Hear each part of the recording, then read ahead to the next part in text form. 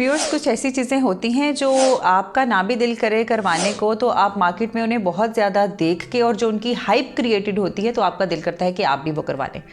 तो मेरे नज़दीक पीआरपी एक ऐसी चीज़ है जो कि मार्केटिंग की वजह से बहुत ज़्यादा लोगों का दिल करता है। जैसे कि हाइड्रा फेशियल्स भी, चूँकि उनकी मार्केटिंग इतनी ज़्यादा होती है और उनके बारे में इस कदर क्लेम्स नज़र आते हैं हमें मुख्तलिफ फोरम्स के ऊपर कि लोगों का दिल करता है कि यार बस ये एक चीज़ करा लो तो शायद हमारे सारे मसले हल हो जाएंगे। तो आज मैं बहुत सारे मिथ्स बस्ट करने वाली हूँ पीआरपी के बारे में, जो कि लोग समझते हैं कि शायद हर किस्म के हेयर फॉल का एक सलूशन है।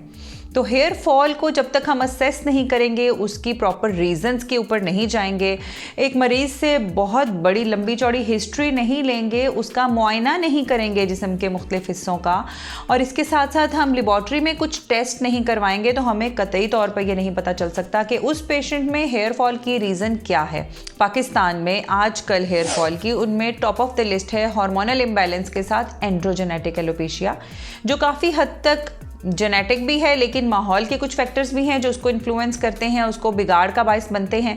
तो वो मेरे नज़दीक जो है सबसे इम्पॉर्टेंट या सबसे बड़ी वजह है हेयर फॉल की, जिसमें औरतों की मांग जो है वो खुली हो जाती है, सर की जिल्द नज़र आने लगती है, माथा बड़ा हो जाता है, और यहाँ पे साइड पे जो टेम्पल का एरिया है वो काफ़ी ज़्यादा प्रोमिनेंटली वहाँ पे हेयर लॉस हो जाता है और छोटे छोटे बाल रह जाते हैं, बड़े बाल ख़त्म हो जाते हैं।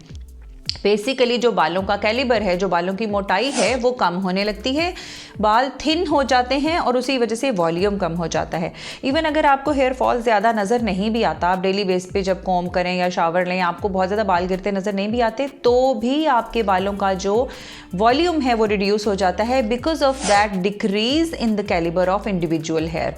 And same goes true for males. और मर्दों में जो कि बालचर होता है या गंजपन जिसको बोलते हैं, जो सेंटर ऑफ द स्कैल्प में भी हो सकता है, फ्रंट से भी उनका माथा बड़ा हो सकता है और फिर यहाँ साइडों पे भी उनके बाल ख़त्म हो जाते हैं, अल्टीमेटली उनके पीछे थोड़े से बाल नेक के ऊपर रह जाते हैं फाइनली।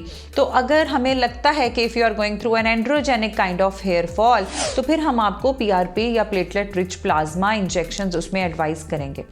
तो पीआरपी का ट्रीटमेंट बहुत अच्छा है, ये बहुत इफ़ेक्टिव है, लेकिन प्रोवाइडेड कि उस पेशेंट को दिया जाए जिसको वाकई इसकी ज़रूरत है।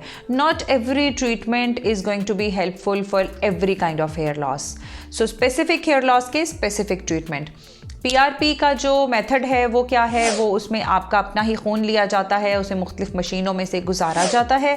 We isolate the platelets that are there in your blood, और फिर हम उन प्लेटलेट्स के अंदर अपनी तरफ से कुछ खास ग्रोथ फैक्टर्स को भी कंबाइन करके वी री इंजेक्ट इनटू योर स्कैल्प।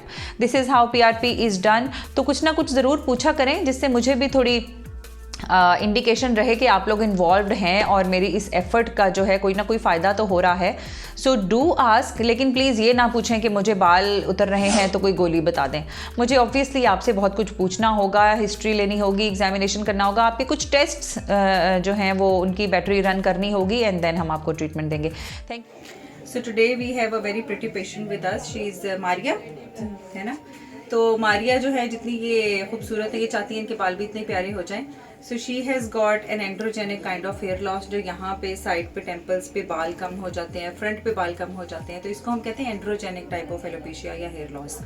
और इसमें मेडिसिन लगाने और खाने के साथ पीआरपी के रिजल्ट्स बहुत अच्छे हैं, जो कि आपका अपना ही ब्लड लेके फिर हम उसे प्रोसेस करते हैं। We take out platelets and then we inject it back into the scalp. तो अभी हम इनका प्रोसेस हमने किया है,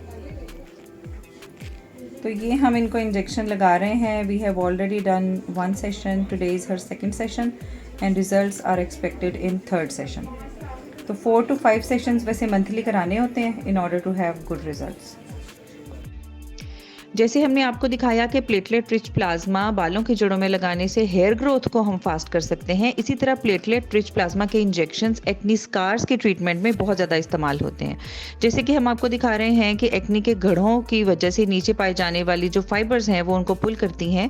तो अगर हम उन फाइबर्स को ब्रेक कर दें with the help of syringes and at the same time हम वहाँ पे पीआरपी इंजेक्शंस इंजेक्ट कर दें, तो वहाँ पे नई कोलेजन और इलास्टिन फाइबर्स बनती हैं जो एक्नी के गढ़ों को आहिस्ता आहिस्ता फिलअप कर देती हैं।